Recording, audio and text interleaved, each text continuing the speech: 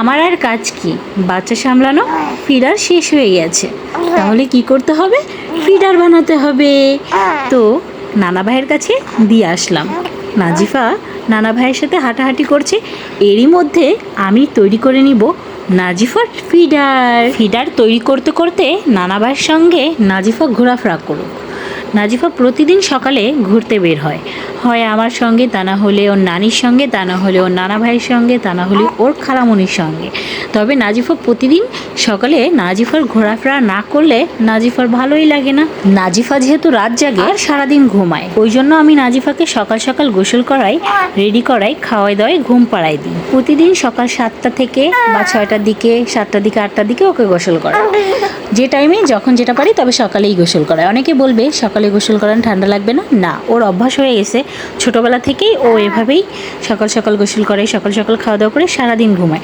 সারাদিন যেহেতু ঘুমায়, সেক্ষেত্রে ওকে কখন গোসল করাবো?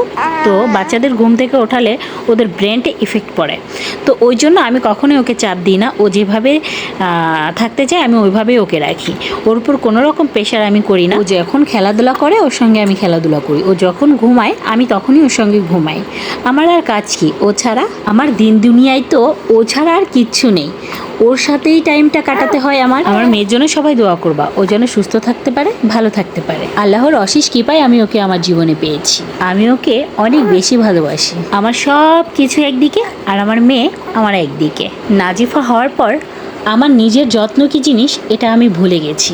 সারাক্ষণ ওকে নিয়ে খাওয়া দাওয়া, ওকে নিয়ে ঘুমানো, সারাক্ষণ ওকে নিয়ে টেনশনে থাকি। কখন ওকে কী করতে হবে, কখন ওকে খাওয়াতে হবে, কখন ওকে গোসল করাতে হবে, কখন ওর ফিডার তৈরি করতে হবে, কখন ওর দুধ শেষ হয়ে গেছে, কখন ওর কেনাকাটা করতে হবে, সব সময়ের জন্য ও। যাই হোক, আমার ফিডার তৈরি হয়ে গেছে। এই যে নানা ভাইয়ের সঙ্গে এখনও ঘোরাফেরা করছে, নানা ভাই ওকে অনেকক্ষণ ঘোরাফেরা করাচ্ছে। তো যাই হোক, আমি ওকে ফিডার খাওয়ানোর পরে আবারও আব্বুর কাছে দিয়ে যাই, আব্বু ওকে আবারও ঘোরাফেরা করায়।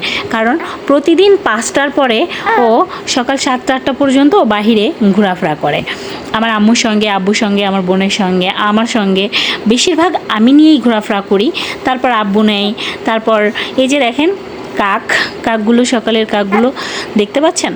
তো যাই হোক, এই যে সকালের মুহূর্তটা কত সুন্দর, তাই না? এখনও কুয়াশা কুয়াশা, এখন কিন্তু গরমকাল, তারপরেও দেখেন কুয়াশা কুয়াশা, তাই না? আমি যে বাচ্চা কাচ্চা মানুষ করব এটা কেউ ভাবতে পারিনি, বিশেষ করে আমাদের ফ্যামিলিতে।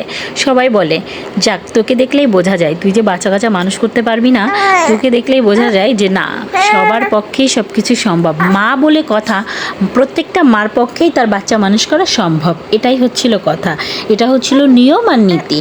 প্রত্যেকটা মাই সেরা একটা বাচ্চার জন্য। মা বলে কথা, মারা সবসময়ের জন্যই সেরা হয় প্রত্যেকটা বাচ্চার জন্য। এক মা, অনেক মারাই আছে এক মা হয়ে আর এক মার পক্ষে বলে ও কিভাবে মানুষ করে, আমিই তো সেরা, আমিই অনেক ভালো করে মানুষ করি। আসলে এমন কিছু না, প্রত্যেকটা মারাই তার বাচ্চার জন্য শ্রেষ্ঠ আর সেরা। প্রত্যেকটা মারাই চায় আমি সব থেকে বেস্টভাবে আমার বাচ্চা মানুষ করব।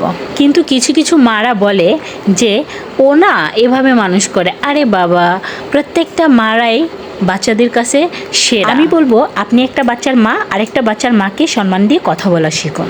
আপনি সম্মান করবেন, সম্মান পাবেন।